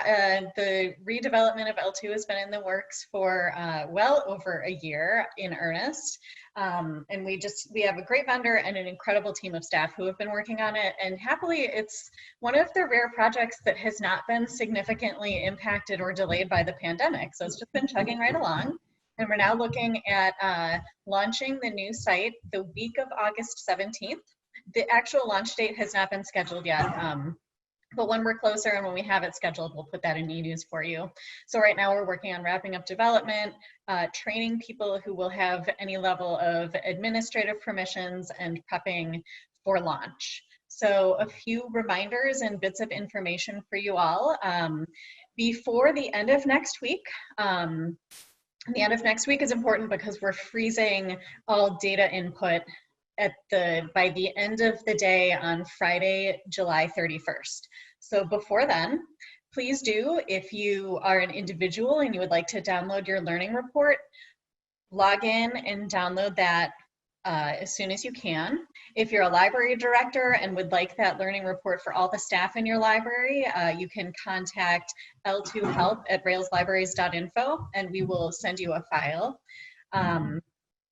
And we have instructions for that in e-news, so you can consult e-news or just email that l2help@railslibraries.info email address that Dan just put in the chat. Thank you, Dan. Also make any updates that you can. If you're a library director, update your library's entry and your staff list. We would very much appreciate any work that you can do there to help the migration of the data go more smoothly. And that's all the old L2. So some things to know about the new L2. We will be at a new domain. Right now it's at librarylearning.info. We're moving to librarylearning.org. That will automatically redirect, but you can also feel free to update your bookmarks after we go live with the new site. When you go to log into your user account, you'll use the same login information that you have right now on the old site. But there will be a different process and much more secure process for updating your password if you've forgotten your password. So that's an important and great for security thing to know. If you have forgotten the email address that you used to set up your L2 account, or if you no longer have access to that email address because it's from a former workplace, again, you can just email the L2 help email address, or on the new L2, we will also have a help form that will go right to a ticket system and we'll get our attention on it right away. We'll have a few new things. As you probably know, L2 is a continuing education and meeting room calendar and also a library directory. Those things won't change. It's just gonna work better and look nicer. But we're also offering a few new things. If you manage or are looking to start a networking and CE group, you will have the ability to log into L2 and create and manage your own events, which you don't currently have. So that's a new service that we're offering through L2, enhancing our services to networking and CE groups. Also, if you're a library director, get ready to do your 2021 certification via L2. We'll collect your data and complete your state library certification via L2. There'll be a lot more information about that coming out when the time is right. We'll also ask you as library directors or designees to review your library entry once we go live. There are a few fields that are newly formatted, so they're basically impossible to migrate. So some things particularly to pay attention to after the new site goes live is to upload or link to your library's resource sharing policies, your interlibrary loan and reciprocal borrowing policies. We'll have a couple options either for posting a link or uploading a file there. And also we're collecting library hours in a standard hour format that will help us do calculations of total hours, for example, and to just display them better. Right now it's kind of a free-for-all. So we will need you to re-enter those library hours because we can't migrate them from the format they're in now. So that's what I have. We will certainly be sharing more specific details in e-news as they're available. Things are moving really fast here in the last several weeks of the project. And I'll just say that as with any major website launch like this, it is pretty much an expectation that we'll have to do some cleanup on the other side after we go live. It might take a few days for things to stabilize. We have a ton of confidence in our vendor and in the work that has gone into it, but we also do expect, as always, that we'll have some stuff to iron out. So we are looking forward to showing you what we've been doing with all this work. And I'm guessing we don't have time for questions, but feel free to reach out to me directly or to the L2 Help email address if you have questions.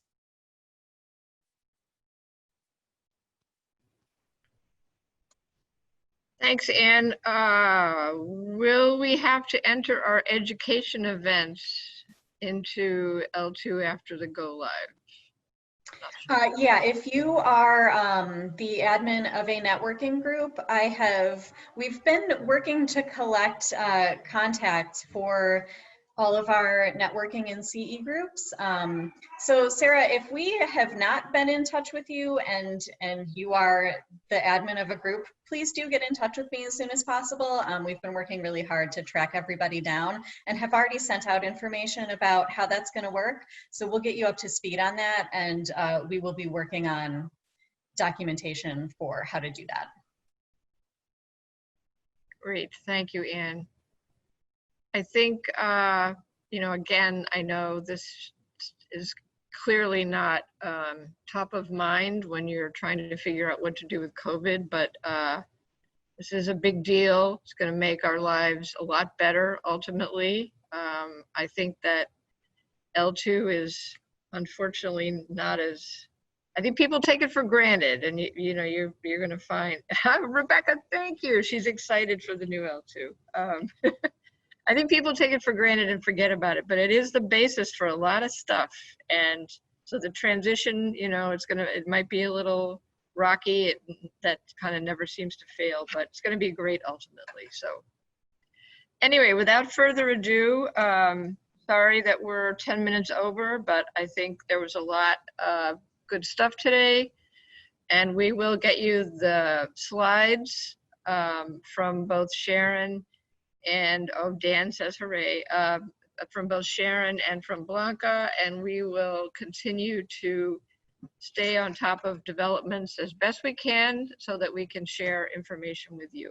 So thank you all, and we'll see you at the next member update. Bye.